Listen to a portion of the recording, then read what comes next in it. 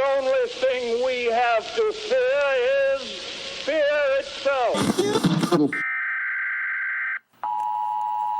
The National Weather Service has issued a severe thunderstorm warning. Welcome to the Common Sense Practical Prepper Podcast, where prepping doesn't have to be complicated or expensive. Coming to you from a well-defended off-grid compound high in the mountains. Coming to you from his Florida room in Richmond, Virginia. Neither off-grid nor well-defended, unless you count as chickens and cats. Here is your host, Keith. Hello again, everybody, and welcome back to the Common Sense Practical Prepper Podcast. My name is Keith, and this is episode 39. Today is March 14th, 2023, also known as Pi Day. If you don't know what Pi Day is, today is 3.14, get it? Pi? Okay, anyway, gas here in Central Virginia has risen yet again. $3.35 a gallon is what I'm seeing, give or take, in some of the gas stations as I see on my way to work. Let's do a quick update on the Delta Pro and the solar panels that I have connected to the Delta Pro on my array. A small issue. So I'm getting wattage into the Delta Pro and the extra battery, no problem whatsoever. Plenty of juice. But what I'm finding out is this. When the Delta Pro and the battery reach 100%, they're fully charged, and there's sun on the panels, you're not going to overcharge the battery. So basically it says, okay, you can shine down on the panels, Mr. Sun, but I can't put any more in my battery. So basically it goes to zero. I get it, 100%. Then, as I have loads connected to the battery and to the Delta Pro, I have my freezer, my fridge in the garage, and a few other things just to run it, just to see how well it does and how long I can maintain a charge. And what I'm seeing is once the main battery gets down to about 95, 96%, it's not taking in the solar input with the sun shining on the panels. Now, there's all sorts of settings on the Delta Pro. You can say, hey, don't charge the battery any more than 95%, or shut the battery off when it gets to 5%, 10%, 15%. I have mine set at 100% capacity is full and 10% is empty. So as soon as I see 100% and I turn on a fan or I turn on the freezer or make the freezer a little bit colder to increase the load, obviously the battery starts to drain. You would think at some point, 97%, 98%, who knows, 99%, that it would say, hey, we've got the sun shining on the panels, let's top it off. It doesn't happen. I got down to about 92% and sun on the panels, and it's not charging. Disconnected the cable, the solar cable, it's at XT60 from the back of the Delta Pro, waited a few seconds, I heard a click, so something reset somewhere, plugged it back in. A few seconds later, the fans kick on, and here comes 500 or 600 watts of solar. And I'm like, okay, maybe I'm doing something wrong. Check the connections on the array. Everything looks good. And it went ahead, and then about 45 minutes later, it's back to 100%. Sun goes down. The next day, the same thing happens. The battery starts to drop a little bit because of the load. The sun comes out, and nothing. Again, unplug it. Wait a second, click, plug it back in, fans kick on, boom, here comes the watts. So I have left a email with Delta Pro customer service, and they have responded back with the, hey, we've got your issue logged, and we'll get back to you within a couple days. So we're going to go back and forth, and I'm going to try to understand what's going on with that. I did post something on one of these DIY solar forums, and another gentleman posted that he was seeing the same type of issue with his Delta Pro. He thinks it might be related to the latest software patch or something like that. So I would hope that a software patch would take care of this. Again, the solar input fuse or connector or whatever is not saying, hey, let's put some more solar on the battery, and then it's just not happening. So hopefully we'll get that figured out. I don't think it's going to be a huge deal. Okay, the freeze dryer. Last week I spoke about I talked about biscuits and gravy, but I also talked about meatloaf and mashed potatoes. So over the weekend I had to make a run to Costco, and I picked up their mashed potatoes and their meatloaf. Went ahead and sliced it up, spread the potatoes out onto the trays, a pretty thick slice of the meatloaf, and I posted photos of that on my Twitter. Again, on my Twitter, you can search Common Sense Practical Prepper Podcast or the official handle is prep_podcast. So I put photos of that on my Twitter feed. So I go ahead and put the meatloaf down, potatoes down, and then I grabbed a bag of fresh green beans from Costco as well. So one tray was green beans, one tray was potatoes, one tray was meatloaf, and the fourth tray was half potatoes, half meatloaf. Went ahead and put it in the freezer, my regular home freezer, froze it overnight, again, to kind of kickstart, to give the freeze dryer a little helping hand so it doesn't have to work as hard to get it down to like negative 38 Fahrenheit is where it freezes the items that are on the tray. The next day, went ahead and put it in, got it all set to go. Now, normally, and it depends on what you have freeze drying, it will go into a freeze cycle for about 2 hours, give or take. It'll get it down, eventually down to negative 38 Fahrenheit, and it'll be there for a while. And then at one point, it'll say, hey, okay, we're frozen enough, as if my freezer, I don't even know what my freezer is, but my freezer is definitely not 38 below. So it decides, hey, we're good. And then it starts the vacuum freezing cycle, and then it does all the other magic that it does to dry out your food. Well, it did its 2 hours, and then a little message came on the display, adding an extra 45 minutes to the freeze time. I'm like, well, maybe the meatloaf is too thick, whatever it happens to be. And then it added another 2 hours. All told, it added 6 additional hours to the deep freeze cycle before it actually started processing the meatloaf. So I was kind of concerned about that. I thought maybe I had screwed something up. There was something wrong with the freeze dryer. So after the additional 6 hours, it then kicked in, started the freeze drying process, and total 21 hours, almost 22 hours for the complete cycle to finish. Now, I was trying to time this. I was looking at maybe 25, 26 hours. I was going to be home from work and actually finished up at like 2:30 in the afternoon, a couple hours before I got home from work. And then it gives you a certain amount of time to get to the freeze dryer, open up the relief valve, and then check your food to see if you need to leave it in for a longer period of time. If you don't do that within a certain period of time, it goes in kind of a standby mode and it drops it back down to negative 38. It's like, hey, I don't want to leave this food at 127 degrees. We're going to go ahead and drop it down and hang out until you get a chance to open us up. Got home, negative 38, and it was frozen solid, and the trays were frozen too. I didn't want to expose that to the humidity in my living room, although it was relatively low, but certainly not as low as it was inside the freeze dryer. So you have the ability then to add time to the freeze drying process. So I added 2 hours. The temperature comes back up under vacuum. So basically it kind of picks up where it left off.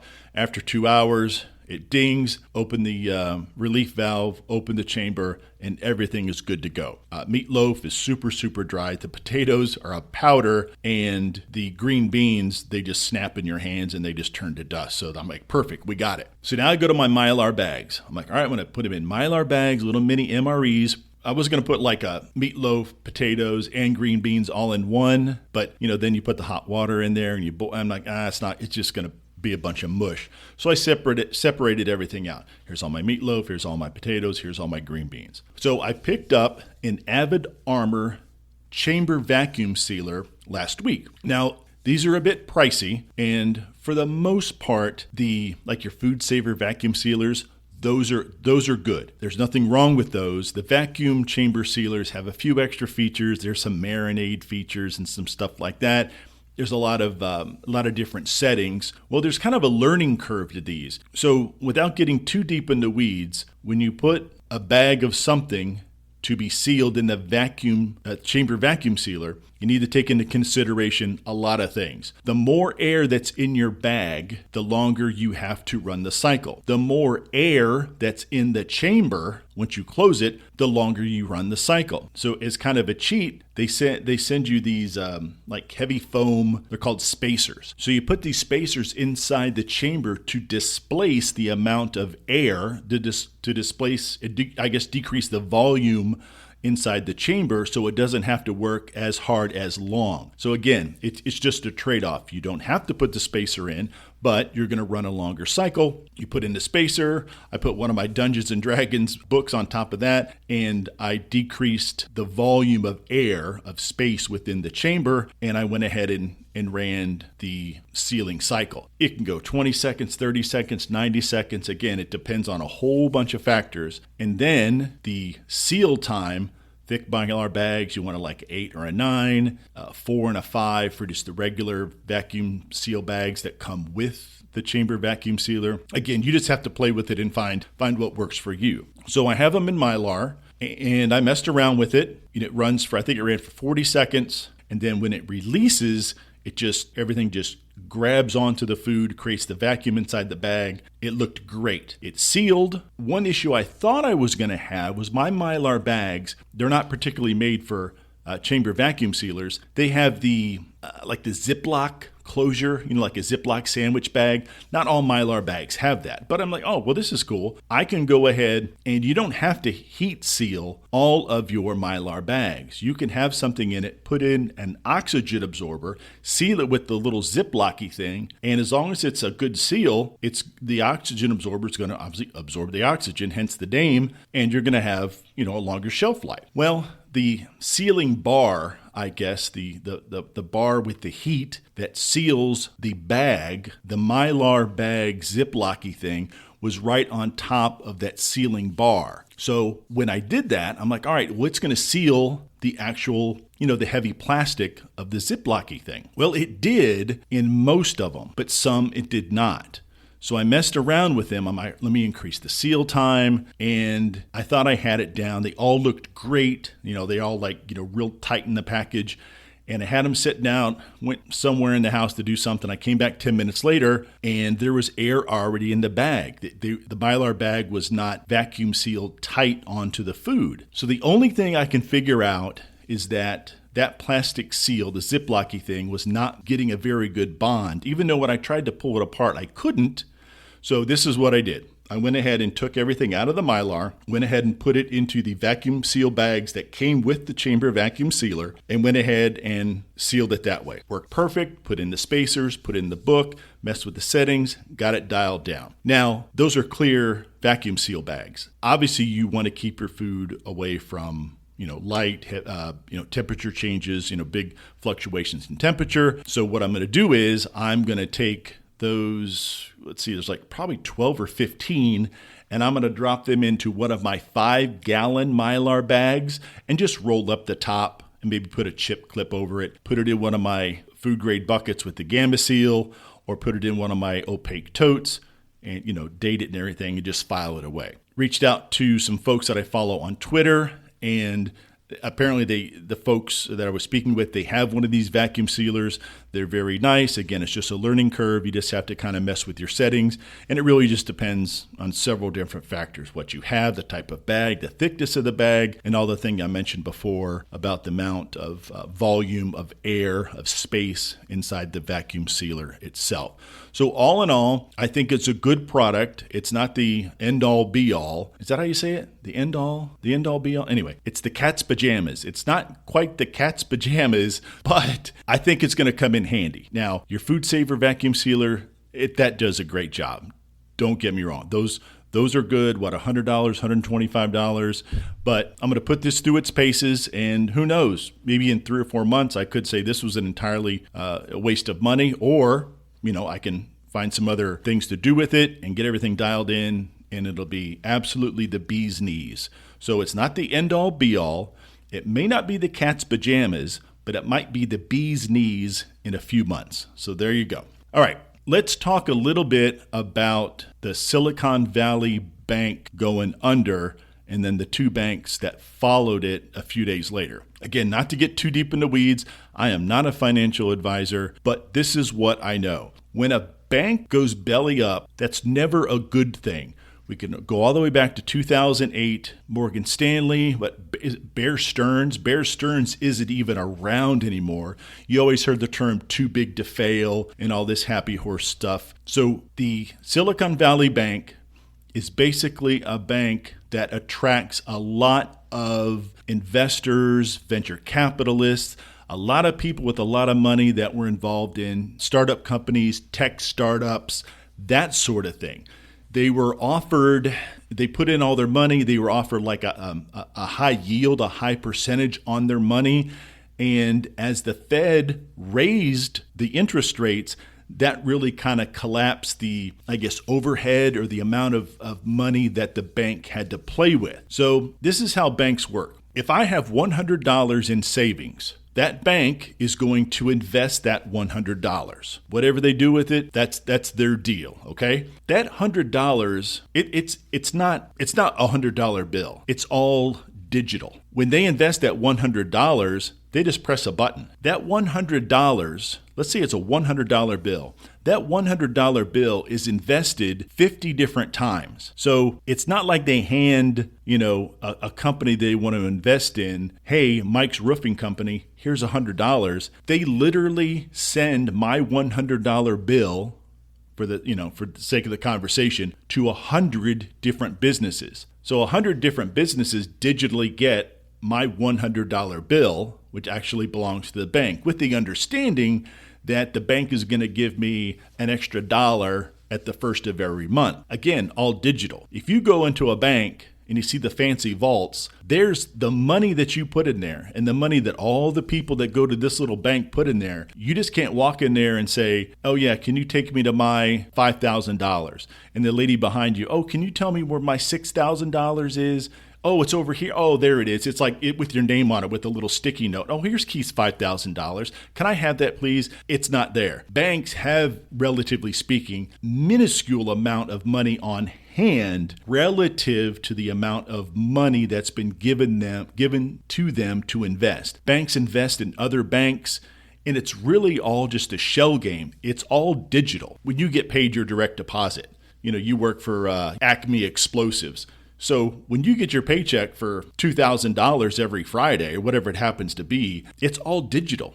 Acme is not like giving you $2,000. It's just a bunch of numbers on a ledger that's going back and forth to your bank. And then you go to your bank and say, I want to transfer $1,000 of that $2,000 paycheck into my savings. And that's just a click of the button on your app or at the ATM. No one is like, there's not like a little dwarf or something. Oh, you don't say dwarf. What do we say? There's not a, height challenged person. There's not a short person. You can't say short person. There's not a person that's not very tall inside the ATM. When you put in your $100, this person that's not very tall doesn't catch your $100 and put it in a little shoebox and put your name on it. That money goes into a big bucket or a big cardboard box. It'd be funny. It really does go into a big cardboard box in some of these ATM rooms. And then that's put into the system, but it's all digital. So when there's a run on a bank and we all go to our bank and say, can I have my $1,000 or can I have my $2,000?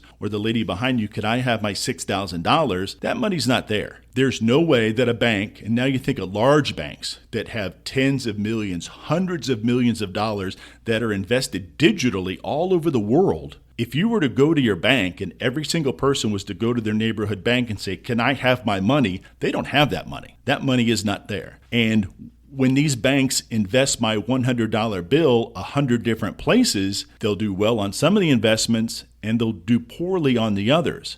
So it's just a big balancing act, and it's basically a crapshoot. So where this leaves me is if Silicon Valley Bank and Signature Bank and the other bank that failed, if they can fail, all the others can fail. Bear Stearns, Morgan Stanley, all these other banks, Bank of America, they're all so overextended. They may say they're worth $2.2 billion or whatever. They don't have that. They don't have that money on hand. It's just like if China wants to call in our debts and say, hey, U.S., pay us all the money plus interest, the money's not there. There is no way in the world we have that money to be able to pay off our debts. So the FDIC, they say your deposits are guaranteed up to $250,000. Okay, here's a newsflash, folks. With 100% certainty, I can tell you that I do not have $250,000 in my savings. However, if these banks fail, Keith, you got $250,000, that's guaranteed. Who's that guaranteed by? Oh, that's guaranteed by the government. Wait a second. That's not very comforting, but yet the $250,000 is guaranteed. So the government stepped in, all these other folks stepped in with the Silicon Valley Bank and told all of these investors that they're going to be made whole. even the ones that deposited over $250,000, because a lot of these folks, 85% of the people that bank with Silicon Valley had deposits of over $250,000. So if you had $1,750,000 just disappeared in the blink of an eye. The digital numbers just went away. So you're stuck with somebody's going to give you $250,000 at some point, but now the government has stepped in and saying, hey, don't worry, we got you covered. Where's that money coming from? We've already sent $100 bajillion to Ukraine. Now, please don't tell me that my $100 bill that I gave my bank, they gave to the government, and now the government's going to give Silicon Valley Bank that digital $100 bill, because this is just a vicious cycle. But I have a feeling that you, me, and a bunch of other people, in the end, whether we like it or not, going to be paying to bail out Silicon Valley Bank. And again, I say little bank. They're relatively small compared to Bank of America, Wells Fargo, and all these other larger banks, SunTrust, they changed their name again. That kind of worries me that our deposits are guaranteed up to a certain point, but if the government is insolvent and we're upside down on our debt, where are we getting all this money? Now, that $250,000 will go back into these people's account digitally. Now, if they walk down to the bank tomorrow morning and say, can I have my $250,000 in cash? I'm pretty sure they're not going to have several $1 million laying around if 5 or 10 people, 20 people come in. I want my $200,000, my $300,000, my $50,000. I want my $100 bill back. That makes me nervous that if these little banks, relatively little banks, will fail because they're playing fast and loose with the percentages and with the money that people are providing, what do you think the big banks are doing? In 2008, when the housing crisis happened, it took down a ton of banks. Bear Stearns, all these banks, they just don't exist anymore.